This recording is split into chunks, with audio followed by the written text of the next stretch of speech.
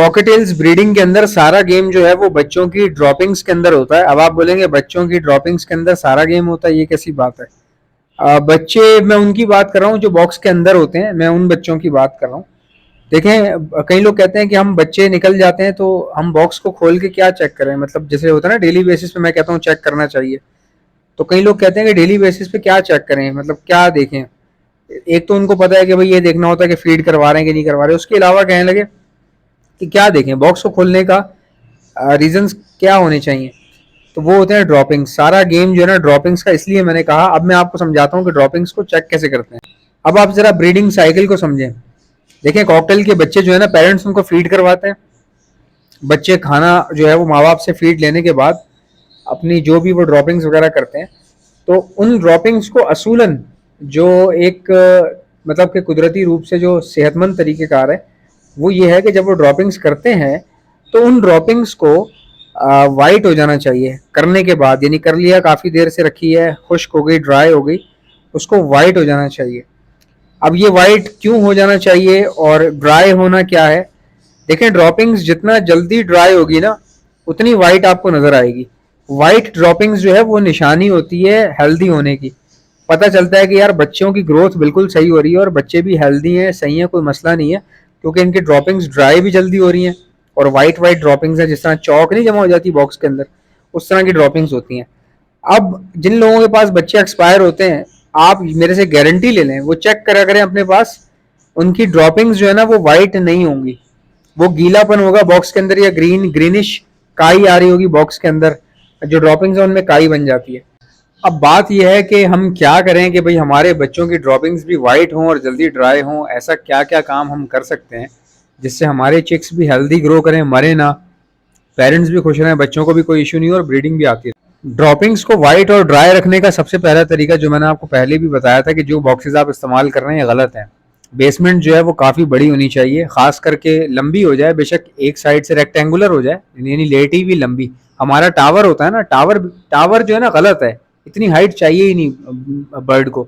जो टावर वाली लेंथ है ना वो बेसमेंट की लेंथ होनी चाहिए, यानी कि टेढ़ी, जैसे रेल का डब्बा नहीं होता, इस तरह का बॉक्स होना चाहिए, क्योंकि बेसमेंट चाहिए होती है कॉकटेल को बड़ी। इसमें कॉकटेल की ड्रॉपिंग्स बहुत जल्दी ड्राई होती हैं और बॉक्स जितना बड़ा होगा उतना पेयर जो है वो खुल के फीड करवाएगा और ड्रॉपिंग्स भी जल्दी सूखेंगी। ड्रॉपिंग्स ना सूखने की वजह बॉक्स का छोटा होना, बच्चों का ज़्यादा होना और ह्यूमिडिटी लेवल जो है वो अगर ऊपर नीचे हो जाए, उसकी वजह से भी ड्रॉपिंग्स देर से सूखती हैं। अब जाहिर सी बात है, अगर आपके बॉक्स में वेंटिलेशन नहीं है, छोटा सा बॉक्स है और फिर पिंजरा भी ऐसी जगह पर रखा है जहाँ गर्मी हो रही है, आप सोचें बाहर भी गर्मी, पिंजरे में भी गर्मी, डब्बे के अंदर सोचें कितनी गर्मी होगी, तो ड्रॉपिंग्स कहाँ से सूखेंगी? वो तो गीली गीली अंदर पड़ जाएंगी बेचारी। तो वो ड्रॉपिंग्स गीली रहने की वजह से बच्चों के चिपकना शुरू हो जाती हैं, और अगर चिपकना ना भी शुरू हो तो उन ड्रॉपिंग्स की वजह से गीलापन डब्बे के अंदर बढ़ जाता है और कहीं ना कहीं ह्यूमिडिटी उन ड्रॉपिंग्स की वजह से डिस्टर्ब होना शुरू हो जाती है।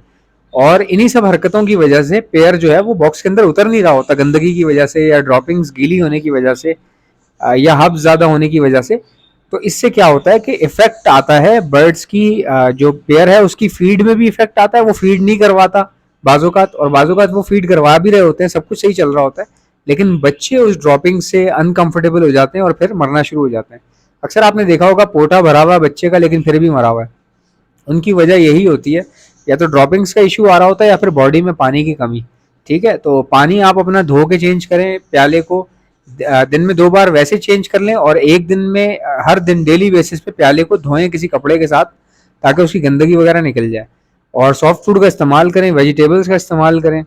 अब कई पुराने लोग हैं वो बोलते होंगे ये हर वीडियो के बीच में कोई एक आध बात जो है ना पुरानी कर जाते हैं। भाई एक आध बात पुरानी इसलिए कर जाते हैं क्योंकि बहुत सारे नए लोग भी आ रहे होते हैं, लेकिन उस एक आध बात की वजह से आप वीडियो को स्टॉप नहीं किया करें। आगे हो सकता है हम कोई ऐसी बात करने वाले हों जिसका पूरी प्रॉब्लम का सॉल्यूशन ही आपका उस एक बात में हो और आप वो स्किप करके बैठ जाएं। मैं भी इंसान हूँ, जाहिर है, वीडियो बनाते हैं, बड़े मेहनत लगती है, इसमें टाइम लगता है, काफ़ी जद्दोजहद होती है, उसके बाद वीडियो बनती है। कई बार तो हम प्लान नहीं कर पाते कि कौन सी बात पहले करनी है या कौन सी बाद में करनी है, तो कई काम की बातें एंड में भी हो रही होती हैं। तो आप वीडियो को हमेशा एंड तक देखा करें, ये ना हो कि आप आधी बात सुन के अरे ये तो मैंने पहले भी सुना हुआ है, तो वो हटा देते हैं वीडियो। अच्छा, मैं अभी कहीं पर इन्वेस्टमेंट कर रहा हूँ कॉकटेल्स के अंदर, मतलब कि किसी दूसरी जगह पे किसी के साथ। तो वहाँ पे मैं कॉकटेल के केज का साइज़ जो है ना कितना रखवा रहा हूँ, आप हैरान रह जाएंगे सुन के जब आपको पता चलेगा। जो मैंने रखवाए हैं वहाँ पे केज के साइजेस वो हैं तकरीबन 3 फुट बाय 3 फुट कह लें आप, तीन, यानी कि अगर आम अल्फाज में आपको समझाऊं तो 3 foot by 3 foot by 3 foot, भाई 3 फुट हाइट, 3 फुट लेंथ, हर तरफ से 3 फुट रखा हुआ है। तो आप सोचें कितनी बड़ी स्पेस है बर्ड्स के लिए। अब इसमें जो बर्ड रखे जाएंगे वो जाहिर सी बात है कम से कम वीपाइड, ज़्यादा से ज़्यादा वीपाइड फैलो, उसके बाद फिर पेस्टल फेस, पेस्टल फेस के बाद जो है एक आध पेयर जो है एग्जीबिशन का भी डालेंगे, और फिर एक आध पेयर जो है वो एमराल्ड वगैरह का भी डालने का चांसेस है आगे जाके। क्योंकि मेरी ज़िंदगी भर की रिसर्च में जो मैंने कॉकटेल के अंदर जो सीखा है ना, वो भाई ऐसे फैक्ट हैं जो आप चेंज नहीं कर सकते। पहली बात ये, बड़ा पिंजरा बड़ी परफॉर्मेंस, ये बात बिल्कुल सच है। कई लोग ऐसे भी थे जिनके घर में मैं गया और 1.5 बाय 1.5 में मटकी लगी हुई थी, अंदर पिंजरे के अंदर मटकी लगी हुई है 1.5 बाय 1.5 में, और बच्चे 4-4 5-5 बच्चे निकले हुए हैं। कई लोगों के घर में मैंने देखा है ऐसा। लेकिन देखें, कुछ चीज़ें बाय लक यानी कि आपके नसीब में होती हैं, तो वो कैसे भी करके आपके पास हो रही होती हैं। लेकिन इसका ये मतलब नहीं होता कि आप चीज़ों को चेंज ही ना करें, ये तो गलत है ना। कॉकटेल का जो असल जो मैंने देखा है ना अपनी पूरी रिसर्च में, ज़िंदगी में, कि भाई कॉकटेल की जो असल ब्रीडिंग है वो बड़ा पिंजरा, बड़ा बॉक्स और आउटडोर की जगह। ओए होए होए होए। अब हरगिज मतलब ये नहीं है कि इंडोर में ब्रीडिंग सही नहीं है या करवानी नहीं चाहिए। देखें, डिपेंड करता है, हर इंडोर एक जैसा नहीं होता ना। अब जिस तरह अगर आप मेरे पास आके मेरा इंडोर देखेंगे तो आप परेशान हो जाएंगे, बोलेंगे यार ये कैसा इंडोर है, इतनी गर्मी हो रही है शदीद, और ये हो रहा है या वो हो रहा है। लेकिन अगर ऐसा भी हो सकता है कि मेरा इंडोर में वेंटिलेशन अच्छी नहीं है, आपके इंडोर में अच्छी हो, तो इंडोर में भी ब्रीड आती है, बहुत अच्छी आती है, उसमें कोई इशू नहीं होता, ऐसा कोई ख़ास कोई बड़ा इशू नहीं होता। तो आप इंडोर में भी ब्रीड ले सकते हैं, उसमें कोई प्रॉब्लम नहीं है। लेकिन आप देखें कि भाई अगर मेरे पास बहुत ज़्यादा हब्स है, घुटन हो रही है, तो फिर आपको पीछे हट जाना चाहिए असूलन, और इखलाकन भी कम कर देने चाहिए, या पिंजरे बड़े करने चाहिए, या पंखा लगाना चाहिए। या अगर आप नहीं लगा सकते, कोई मसला आ गया या पैसों की प्रॉब्लम है, अफोर्ड नहीं कर सकते कि बिल आएगा, पंखा नहीं लगा सकता, या मैं बड़े पिंजरे नहीं खरीद सकता, या पेयर कम नहीं कर सकता, तो भाई फिर आपको बेच देने चाहिए, क्योंकि इस तरह जुल्म होता है। अब मेरे पास ये जो मेरी अपनी जगह है ना, जहाँ मैं रिकॉर्डिंग कर रहा हूँ इस वक्त, यहाँ पे टेम्परेचर बहुत ही ख़राब हो रहा है, बहुत हाई टेम्परेचर है, गर्मी इतनी अरूज पे है कि समझ में नहीं आ रहा कि क्या करें। तो मैंने अपने कॉकटेल यहाँ से ख़त्म कर दिए। मैं आपको बता रहा हूँ, यहाँ पे कॉकटेल आते हैं मेरे पास, लेकिन वो मैं बेचता हूँ, लोगों को माल मंगवाता हूँ, बेच देता हूँ। मैं यहाँ ब्रीडिंग नहीं ले सकता, क्योंकि मैंने बहुत कोशिश की यहाँ लेने की। मसला ये था कि ये वाला मेरा जो इंडोर है ना, यहाँ पे वेंटिलेशन का बहुत प्रॉब्लम है, बहुत ज़्यादा इशू है, बहुत मसला है। यहाँ पे बिल्कुल हवा नहीं आती, और बहुत दबे दबे से घर हैं, छोटे छोटे से फ्लैट हैं ये। तो इसलिए मैंने यहाँ से वाइंड अप कर दिए, अपने ब्रीडर पेयर यहाँ से ख़त्म कर दिए। तो अब मैं एक दो जगह पे और इन्वेस्टमेंट कर चुका हूँ, वहाँ पे काम चल रहा है कॉकटेल्स का। एक जगह पे पूरा हो गया, एक जगह पे भी शुरू होना है। तो वहाँ पे एग्जीबिशन की बातचीत चल रही है, वीपाइड फैलो, इन सब चीज़ों की बातचीत चल रही है। तो तबीयत मेरी ख़राब थी तो मैंने ब्रेक लिया, उस पर प्लानिंग को थोड़ा सा रोक दिया था। तो अब देखते हैं इंशाल्लाह ताला जैसी तबीयत ठीक होती है। तबीयत क्या ख़राब है, नज़ला, वही खांसी बुखार जो हो रहा होता है वो हो रहा है। तो जैसे ये सेट हो जाएगा फिर इंशाल्लाह ताला उसको दूसरे सेटअप को भी अपना स्टार्ट करेंगे। और लव बर्ड्स वगैरह का भी किया मैंने, क्योंकि देखें आज के दौर में ना लव बर्ड्स होना बहुत ज़रूरी है, मजाक नहीं कर रहा मैं आपसे। और जितने लव बर्ड रखने वाले लोग हैं उनको मैं यही मशवरा दूंगा कि आपके पास वाइट जावा की कॉलोनियाँ भी बनाएं, लव बर्ड रखें आप। हमेशा हर ब्रीडर को 2-3 बर्ड अपने अ, मतलब सिलेक्ट करने चाहिए कि यार मैं ये 2-3 बर्ड लव बर्ड के अलावा भी रखूंगा, या किसी ने कॉकटेल रखे हुए हैं तो उनको भी ये चाहिए, अगर आपके पास कॉकटेल की अच्छी ब्रीड आ रही है तो थोड़े से लव बर्ड ऐड करें अपने पास। वैरायटी होती है ना, वैरायटी से ये होता है कि अगर एक चीज़ में कोई मसला आ रहा है, कोई प्रॉब्लम आ गई, तो दूसरी चीज़ आपकी, आप सेफ्टी आपकी होनी चाहिए आपके पास कि चलो मेरी एक दूसरी चीज़ चल रही है। जावा है, कॉलोनियाँ बना दी आपने, साइड में लगी रहेगी, कुछ करना नहीं है, उसको देखना नहीं है, खुद ही ब्रीड कर लेगी। और लव बर्ड आपको पता है चलते रहेंगे साथ साथ। तो ये चीज़ें आप कर सकते हैं इनके।